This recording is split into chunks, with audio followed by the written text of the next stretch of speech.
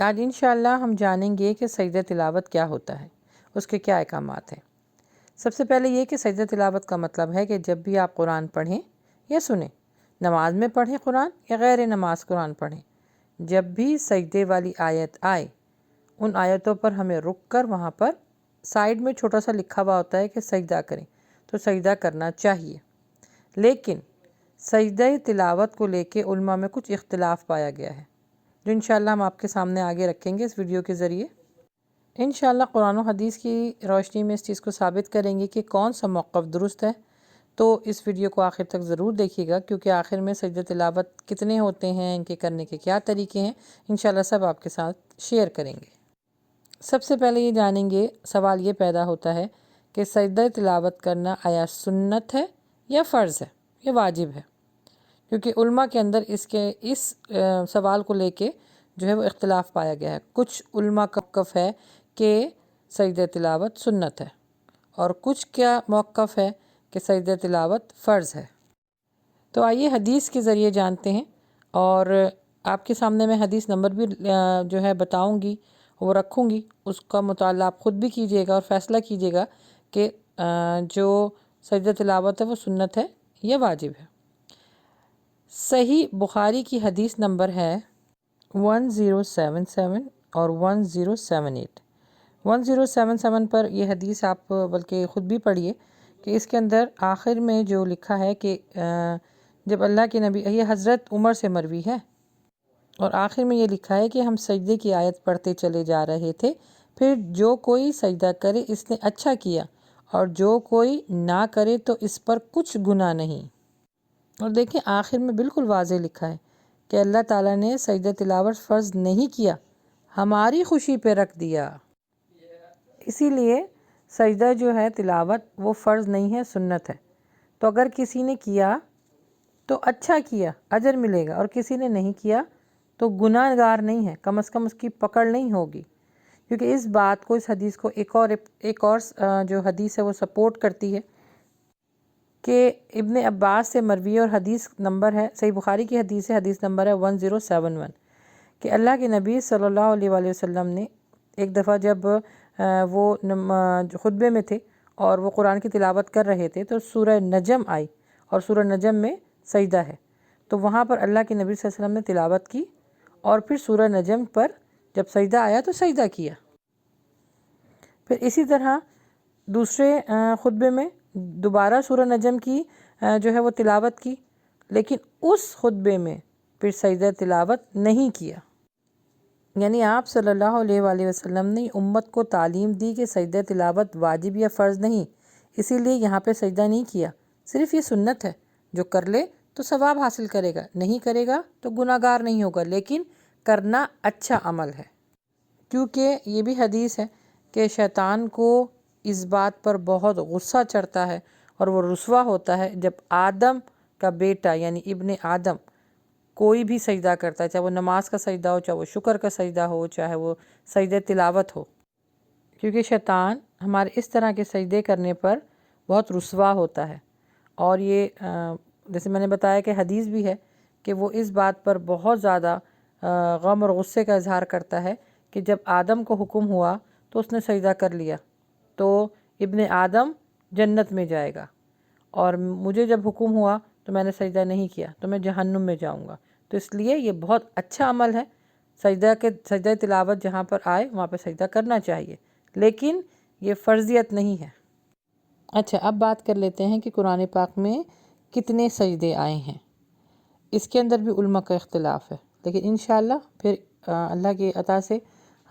حدیث سے میں آپ کو واضح طور پر جو ہے اس چیز کو وضاحت کے ساتھ حدیث نمبر بھی آپ کے ساتھ شیئر کروں گی کہ قرآن پاک میں کتنے سجدے ہیں۔ جی، ابو حنیفہ کی نظر میں قرآن پاک میں صرف 14 سجدے ہیں، اور امام شافعی اور امام حنبل کی نظر میں قرآن مجید میں 15 سجدے ہیں۔ امام شافعی کا موقف یہ ہے کہ سورہ حج کے اندر 2 سجدے ہیں، اور ابو حنیفہ جو ہیں وہ یہ فرماتے ہیں کہ جو سورہ حج ہے اس کا صرف ایک ہی سجدہ وہ لوگ مانتے ہیں، اسی لیے امام ابو حنیفہ کہتے ہیں کہ 14 سجدے ہیں۔ بہرحال یہ ایک علماء کی علمی بحث ہے، لیکن سجدہ تلاوت ویسے بھی سنت ہے، فرائض میں نہیں ہے، تو اگر آپ زیادہ کریں گے تو آپ کو اجر بھی زیادہ ملے گا، اور اگر آپ کم کریں گے تو گناہ گار نہیں ہوں گے، آپ کی کوئی پکڑ نہیں ہے۔ لیکن قرآن و حدیث کی روشنی میں جو امام شافعی کا جو موقف ہے وہ ہے کہ 15 سجدے ہیں، جو کہ ہیں انشاءاللہ میں آپ کو حدیث نمبر شیئر کرتی ہوں، آپ ضرور اس کا مطالعہ خود بھی کیجیے گا۔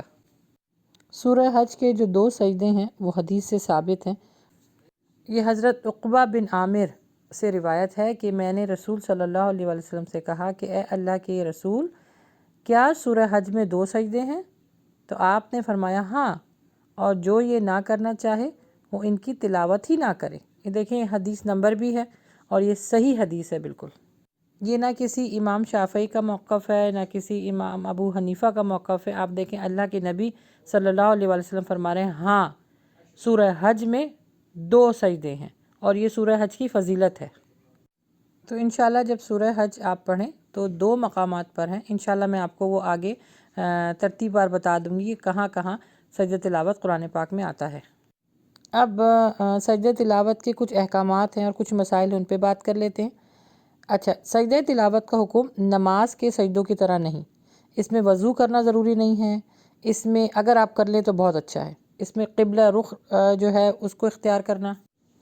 کرنا ضروری نہیں ہے۔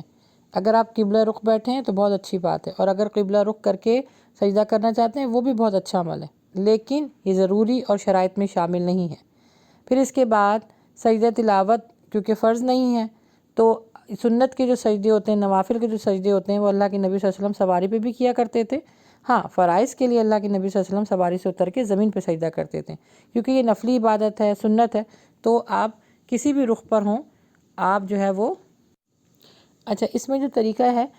وہ یہ کہ آپ اگر آپ بیٹھ کے قرآن پڑھ رہی ہیں تو ہلکا سا اپنا سر جھکا لیجئے، اور 3 مرتبہ آپ جو ہے سبحان ربی الاعلیٰ بھی پڑھ سکتی ہیں، اور بھی سجدے کی دعائیں ہیں وہ بھی پڑھ سکتی ہیں۔ اچھا، اس میں اگر آپ نماز میں پڑھ رہی ہیں تو نماز میں طریقہ یہ ہے کہ جو امام جس طرح کروا رہا ہے آپ کو بالکل ویسے ہی فالو کرنا ہے، اللہ اکبر کہہ کے آپ نے جو ہے وہ سجدہ کرنا ہے۔ اچھا، ایک اور اہم بات کہ اس میں صرف ایک ہی سجدہ ہوتا ہے، سجدہ تلاوت صرف ایک ہی ہوتا ہے۔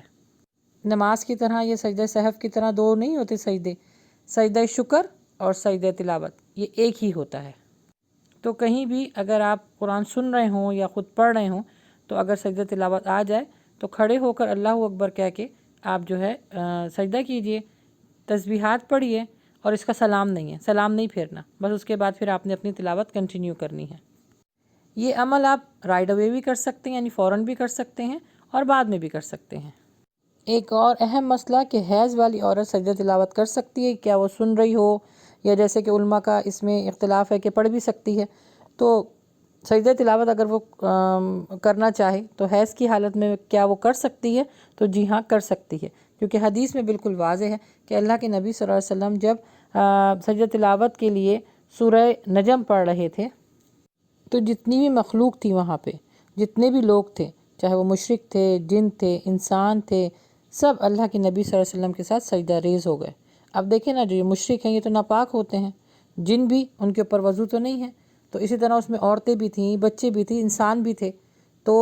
اس میں جتنے بھی لوگ تھے سب سجدہ ریز ہوئے اللہ کے نبی صلی اللہ علیہ وسلم کے ساتھ، اور وہ جو بھی حالت ان کی حالت تھی اسی حالت میں وہ سجدہ ریز ہوئے۔ تو یہ بالکل واضح ہو گیا کہ حیض والی عورت اگر قرآن سن رہی ہے، سجدہ تلاوت آئے تو وہ بھی کر سکتی ہے۔